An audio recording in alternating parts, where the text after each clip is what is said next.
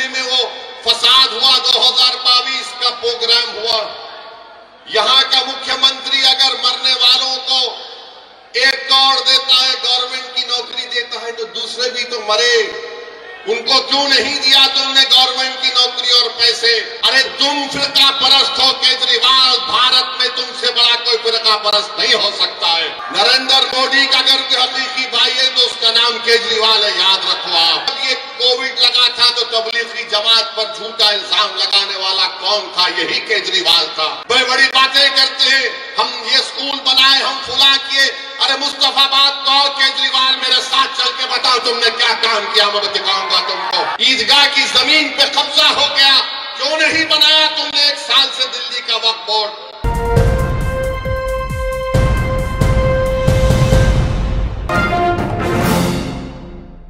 मेरे अजीज दोस्तों और बुजुर्गों, क्या क्या आपने देखा? मुझे यहां पर यह बताया गया, बल्कि सच्चाई है, दिल्ली में वो फसाद हुआ, 2022 का प्रोग्राम हुआ। यहाँ का मुख्यमंत्री अगर मरने वालों को 1 करोड़ देता है, गवर्नमेंट की नौकरी देता है, तो दूसरे भी तो मरे। उनको क्यों नहीं दिया तुमने गवर्नमेंट की नौकरी और पैसे? अरे तुम फिरका परस्त हो केजरीवाल, भारत में तुमसे बड़ा कोई फिरका परस्त नहीं हो सकता है। नरेंद्र मोदी का अगर कोई हकीकी भाई है, नरेंद्र मोदी का अगर कोई हकीकी भाई है तो उसका नाम केजरीवाल है, याद रखो आप। सिक्के के 2 रुख हैं ये, सिक्के के 2 रुख हैं ये। अरे फसाद में सब मरे, मरने वाले मासूम थे, तो तुम सबको देना था गवर्नमेंट की नौकरी और एक्स ग्रेशिया, मगर नहीं दिए, नहीं दिए। मैंने उस वक्त भी कहा, कौन है बताओ, जब ये कोविड लगा था तो तबलीगी जमात पर झूठा इल्जाम लगाने वाला कौन था? यही केजरीवाल था। सुपर स्प्रेडर का नाम दिया था। बड़ी बड़ी बातें करते हैं, हम ये स्कूल बनाए, हम फुला किए। अरे मुस्तफाबाद कहो केजरीवाल, मेरे साथ चल के बताओ तुमने क्या काम किया, मैं दिखाऊंगा तुमको। यहां पर आएंगे, मुसलमानों के दरमियान में आएंगे तो बोलेंगे देखो आपकी जिंदगी को हम बचा रहे हैं, और हमारे हिंदू भाइयों के इलाकों में जाएंगे तो बोलेंगे देखो हमने ये अस्पताल बनाया, ये स्कूल बनाया। क्यों अस्पताल स्कूल यहां पर क्यों नहीं बना? मेरे अजीज दोस्तों और बुजुर्गों, जो लोग चमचागिरी करते हैं, जो लोग चापलूसी करते हैं, जो अपने ईमान को अखियारों की चौखट पर बेच देते हैं, गिरवी रख देते हैं, वो कभी भी अवाम की आवाज नहीं बन सकते। मेरी इस बात को याद रखो आप, कभी भी कुछ नहीं कर पाते। क्या क्या नहीं हो रहा है, मुझे यहां पर हमारे शोएब जामाई साहब बताए कि कचरे का कितना बड़ा मसला है, कितना बड़ा मसला है। और जब ये केजरीवाल मुख्यमंत्री बने तो पब्लिसिटी के लिए 1 रुपया खर्चा होता था। अब केजरीवाल के मुख्यमंत्री बनने के बाद 44 रुपये पब्लिसिटी पर खर्चा किए जाते हैं। 44 रुपये। अपना घर बनाए, केजरीवाल ने अपना घर बनाया तो गवर्नमेंट के पैसों से महल बना लिया। अरे केजरीवाल, तुम यहां पर आकर देखते मुस्तफाबाद में लोग कैसी अपनी जिंदगी गुजारते हैं।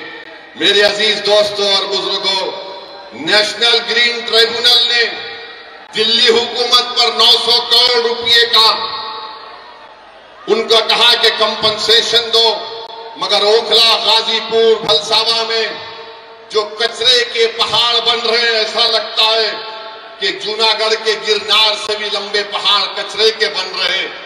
कोई पूछने वाला नहीं है क्या डेवलपमेंट हुआ दिल्ली में, वो कुछ दिक्कत नहीं आता। आपकी आवाज जब होगी तो डेवलपमेंट दिक्कत आएगा। अगर आपकी आवाज नहीं होगी तो याद रखिए कोई डेवलपमेंट नहीं होगा। ये आम आदमी पार्टी का मुख्यमंत्री महरौली से एक साहब को टिकट देने का ऐलान किया, वो नरेश साहब का नाम दिए। बोला गया कि उनके ऊपर इल्जाम लगाया गया था, बल्कि कोर्ट ने सजा भी दी थी, वो कुरान की बेहुरमती करे थे। ये इनका असली चेहरा। आप जान लीजिए कि ईदगाह है पुरानी दिल्ली में, उसकी जमीन पर कब्जा हो गया। मैं जानता हूं 1 साल से केजरीवाल ने दिल्ली का वक्फ बोर्ड नहीं बनाया।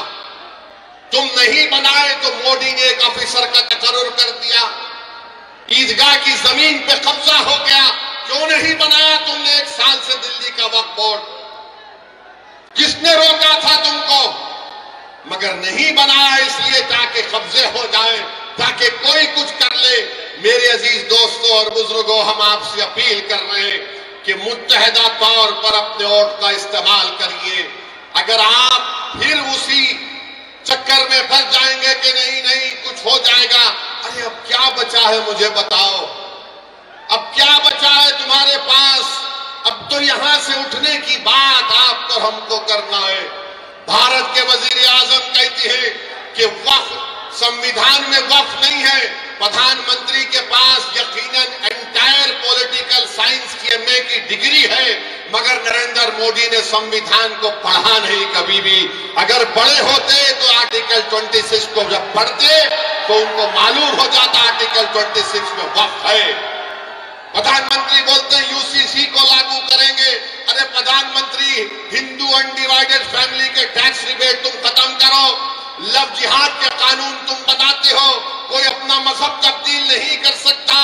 और आजकल बीजेपी तो बाबा साहेब अंबेडकर के बारे में अनाप शनाप बक रही है।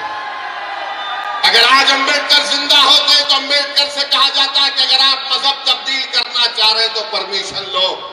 वक्फ की जायदादों को छीनने की कोशिश बीजेपी कर रही, और दिल्ली में 1 साल से वक्फ बोर्ड नहीं बनाया जाता। बहरहाल मेरी आप तमाम से अपील है कि आप मजलिस की तायीद करिए।